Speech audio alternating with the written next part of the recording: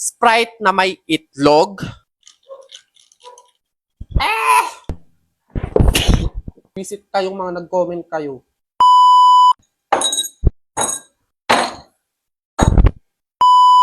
Howdy people! Grabe, masyado na ba akong masipag mag-try ng mga sinasuggest nyo sa comment? Alam nyo, PAOA na ng PAOA yung mga sinasuggest nyo. Imagine nyo, nabasa ko sa comment, Sprite na may itlog. Okay ka pa ba? Promise mga people, hinanap ko yun sa 1,000 comments. Wala, hindi ko na makita. Pero nakita ko siya talaga. Hindi ko na lang siya mahagila. Pero ayun, try natin yung sinasabi niya. Sprite na may itlog. Anong lasa nun? Parang nai-imagine ko palang nasusuka na ako. Like, meron tayo again, yellow ulit. Baso na may stainless straw. Meron tayong Sprite and egg. So first, yung ating Sprite, ASMR. Feel sa gana. Charis! Yung Sprite. Next, yung itlog. So, lagay na natin yung yellow. Imbis na inumin ko na lang. Binuralaan nyo pa. Ayan na. Pero bago pumangit ang lasa mo, iinom muna ako. Sarap pa niyan. Pero mamaya, dahil dito, ASMR. Ay. Ayan na siya. Wala na, go na yan. Ayan na yan eh. Saluin natin. Mukha siyang mango juice. Yoko! Nasusuka na agad ako. Hindi ko para... Okay, go na to. Bala na.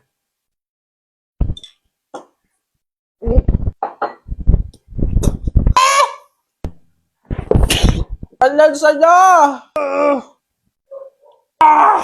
Magsusuka talaga ako, be. Bakit gano'n nakakasuka yung yung lasa ng itlog na hilaw? Bandang taas tayo, bandang taas. Ang lapot niya, mas lamang yung itlog kesa dun sa Sprite. Last.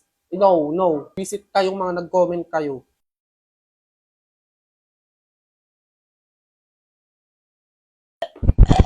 Isa pa.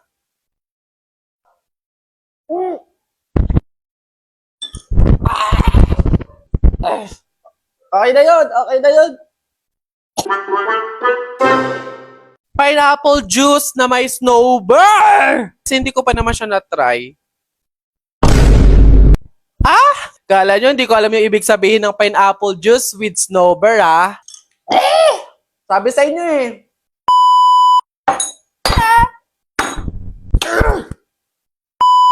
Howdy people! Na-miss ko kayo! At ayun nga mga people, andito na naman ako, nagkasama-sama na naman tayo, naiinis na naman kayo sa akin, magagalit na naman kayo sa akin, pero wala kayong magagawa. Ayun, binulatlat ko na naman yung mga comment at nakakita na naman tayo ng ipapatry nila sa akin, which is pineapple juice na may snowbird! Kayo, yung mga utak nyo, ang babastard! Kala nyo, hindi ko alam yung ibig sabihin ng pineapple juice with snowbird,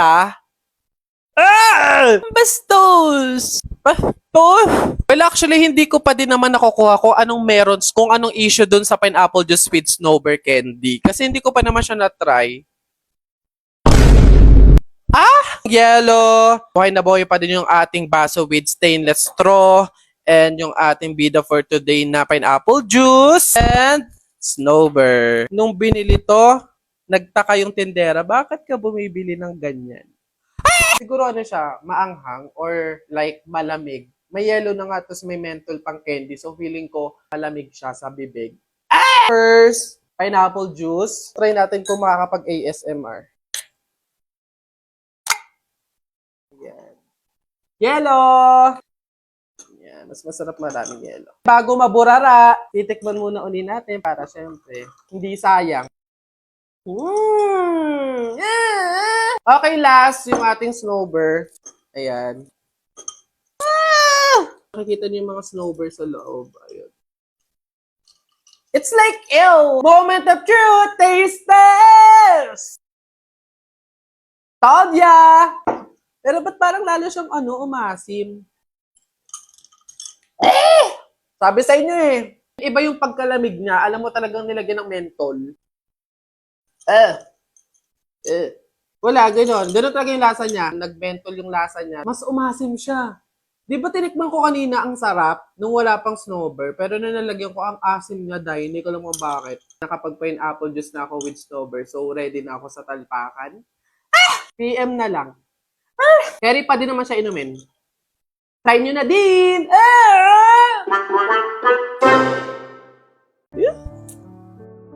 Tagal naman itong sagutin, excited na ako eh. Hello, ano yun? Babe! Buti naman sumagot ka na. Ayun, so, may free time ka ba ngayon? Gala naman tayo, labas tayo, libre kita. Game? Tara! Sorry, may lakad na kami ni Eloise mamaya. Maybe next time. Ay, di sakto. Sama na lang ako sa inyo. Hello? Hello? Hello? Ay, be, tanda mo yung umalis tayo nung nakaraan. Tapos nakita mo din siya dun, di ba? Uy, oo, be. Tapos hindi ko talaga bet yung suot niya that time. Hoy, ano yung pinag-uusapan nyo? Yung umalis kami nung nakaraan. Anyways, nakita mo yung kasama niya that time. Si Jake yun, di ba? Fairness, nag-know up talaga siya. Pero hindi ka na-expect kasi paano nung nakaraan na. Hello, te? Uy, babe, kumusta? Napatawag ka?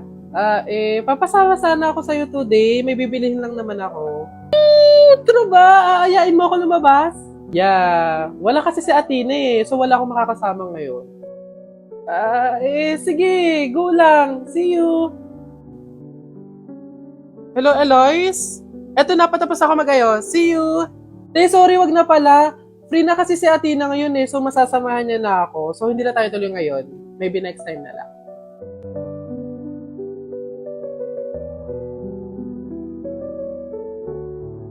My honey boo boo bear! Happy 145 seconds, sorry! I love you! Babe, happy 145 seconds, sorry! I love you.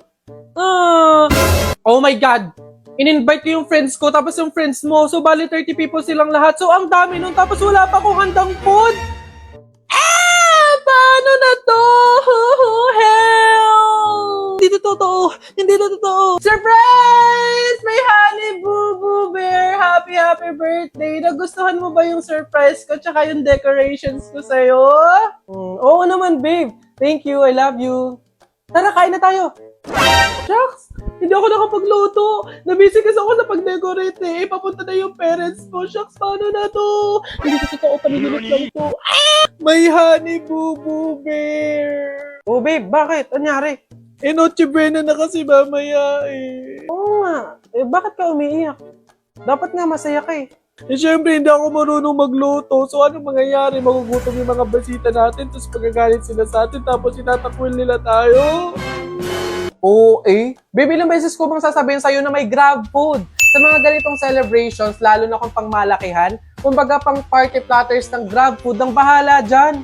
Naka 350 pesos off pa nga ako dahil sa handaan promo code eh. Meron pa nga silang 25% off, kaya mas enjoy ang pag-celebrate. Sulit pa talaga kung ginamit mo yung promo code na StockMe para may extra pang discount. Buti na lang may grab food, no? Anyway, sino nagturo sa'yo niyan? Babae mo, no? Ha? Hindi ah. Fan ako ng grab eh. Fan. Fan mo mukha mo. Doon ka sa babae mo magpasko ah. Milo plus Coke plus ice cream equals... Hindi ko na naman maintindihan. Bakit siya parang suka ng palaka?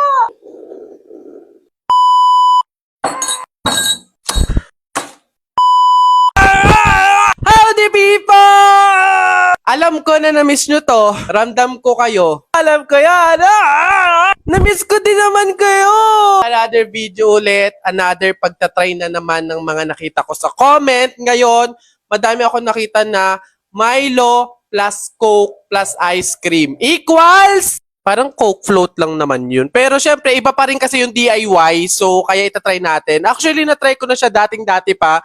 Pero ngayon, syempre, depende pa rin yung sa gagamitin. Depende sa ice cream. Tapos, first time ko na may Milong ilalagay. Nagulantang ako! Inuubo pa yan, pero talagang pinunteriya pa din ang ice cream at ang malamig. Yeah! Meron tayo yung ating baso, yung Coke, tapos yung ating Milo, and yung ating ice cream. Hindi ako makabili mga people nung mga nasa cup na ganun kalalaki. So, mga ganito lang yung available. Ice cream din naman yan. So, unahin na natin mga people yung Milo. Ayan. Patunaw na yung ice cream! So, next, yung ating ice cream. Ito. So, dyan. Tapos, tsaka natin alisin sa stick. Alangan namang kainin mo yung stick. Ayan. Ay, buti na lang. Mas maganda pala pag tunaw. Mas madali mo siyang maaalis. So, ganito na yung itsura niya. Ayun, nasa ilalim yung Milo. Tapos, yung ice cream. So, tsaka natin ilalagay yung Coke. Ah! Para pala akong nasa science project net. Experiment. Wala na. Bansot. Parang supot. Feel sagana. Bakit siya parang suka ng palaka? Para ka mga buteting itlog. Ayan siya. Hinalo ko siya ng konti para mag-mix yung Milo tsaka yung ice cream. Mukha naman siyang masarap. Moment of truth! Taste it!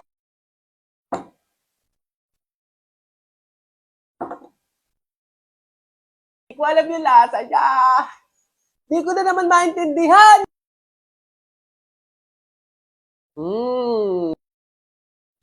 Parang nga siyang float. Pero mas masarap kasi yung Milo namumuo. So parang nagiging chocolate din siya na ingredient nung mismong drinks. Sarap pa siya sa float ng mga... Iba lang yung lasa niya. Merong differences. May pagkakaiba lang talaga kasi nga meron siyang Milo. Ako marunong talaga mag-taste. Pero basta try nyo na lang, masarap naman. Sa lahat ng mga na-try ko, na pinatry nyo, mas okay naman to. Try nyo na din!